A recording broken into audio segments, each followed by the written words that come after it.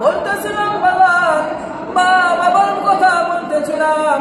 আমার আল্লাহর নবীর সাহাবী আল্লাহর নবীর জিজ্ঞাসা করতেছেন, ও নবী আপনি জানাইয়া দেন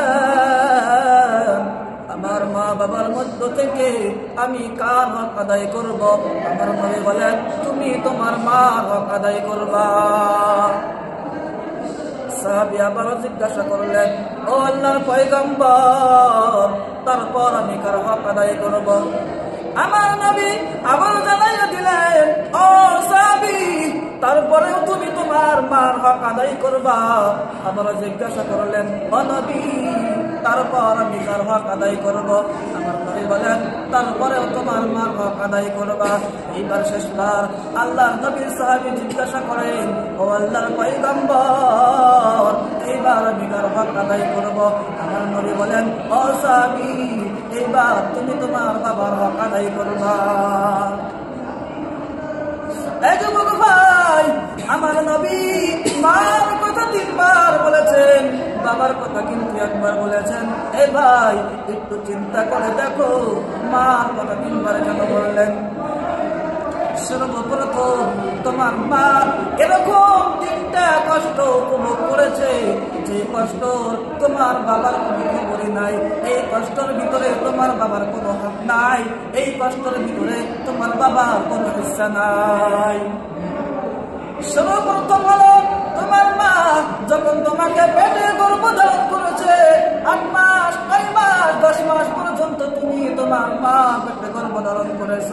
এই যুবক মা শান্তি মতো খানা খাইতে পারে না, শান্তি মতো ঘুমাইতে পারে না, শান্তি মতো গোসল করতে পারে না। যুবক এত কষ্ট করেছে, এত কষ্ট করেছে, তুমি এবার লাথি মেরে দিয়েছো। মা এত কষ্ট করেছে, তারপর হলো যখন তুমি দুনিয়ার জমিতে ভূমিষ্ঠ হবা, তোমার মা এত কষ্ট করেছে, নিজের জানটা বাজি রেখে তোমাকে দুনিয়ার জমিনে জন্মগ্রহণ করেছে। এত কষ্ট করেছে, ওখানে যদি কোনো ছুরি রাখা হতো মা নিজের জীবনটা নিজেই দিয়ে দিত। এত কষ্ট সহ্য করতে পারে না। তাই 2টা হলো। 3 নাম্বার হলো তোমার মা 1 বছর 2 বছর 3 বছর পর্যন্ত তোমাকে বুকের দুধ পান করেছে। তাই আল্লাহ রাব্বুল আমিনের নবী 3 বার মার কথা বলেছে। তোর মা যদি বেঁচে থাকে ওই মারে আর কত কষ্ট দিবা, ওই মারে আর কত কাঁদাইবা। আমার নবী বলেন, তোমার মা পায়ের নিচে হলো তোমার জান্নাত। সুবহানাল্লাহ সুবহানাল্লাহ। ওই মারে আর কত কাঁদাইবা, ওই মারে আর কত কষ্ট দিবা। এখনো সময় আছে রে যুবক, ওই মার পাও দরিয়া ঘুমানা। তোমার মা যদি তোমার কথার কোনো বাক্য দিয়ে যদি তোমার মা কষ্ট পায়, যুবক শুনে রাখো তোমার জন্য জান্নাত হারাম হয়ে যাইবে। ভাইরা আমার, বলতেছিলাম মা বাবার কথা, কেননা আল্লাহ রাব্বুল আমিন যেখানে নিজের ইবাদতের কথা বলেছেন সঙ্গে সঙ্গে মা বাবার কথাও বলেছেন। মা বাবার সাথে ভালো ব্যবহারের কথা বলেছেন, মা বাবার সাথে মানে খিদমত করার কথা বলেছেন।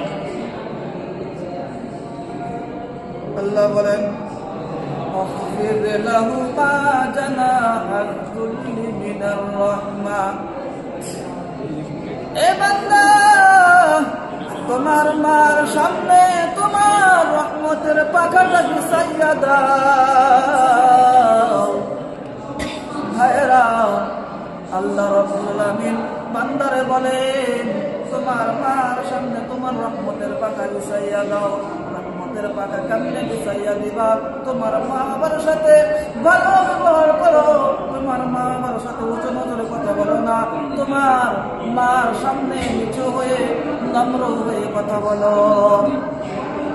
তারপরে বলেন, রব্বিরহামহুমা কামা রব্বায়ানি সগীরা।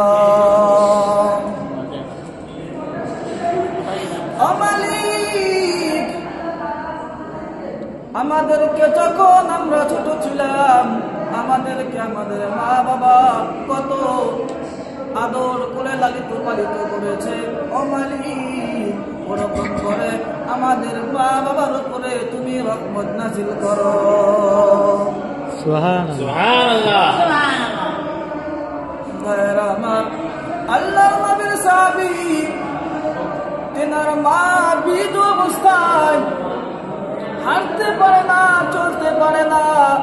আল্লাহর নবীর সাহাবী তেনাকে পিঠে করে নিয়ে যায় হজ করাইছেন, তেনাকে উমরা হজ করাইছেন। এইবারে সাহাবী আল্লাহর নবীকে জিজ্ঞাসা করেন, ও নবী, আমি আমার মা চলতে পারে না, উঠতে পারে না, আমি মারে পিঠে করে নিয়ে উমরা হজ করাইছি। ও নবী, আপনি জানাইয়া দেন আমি কি আমার মার হক আদায় করতে পেরেছি? আমার নবী বলেন, ও সাহাবী, শুনো শুনো,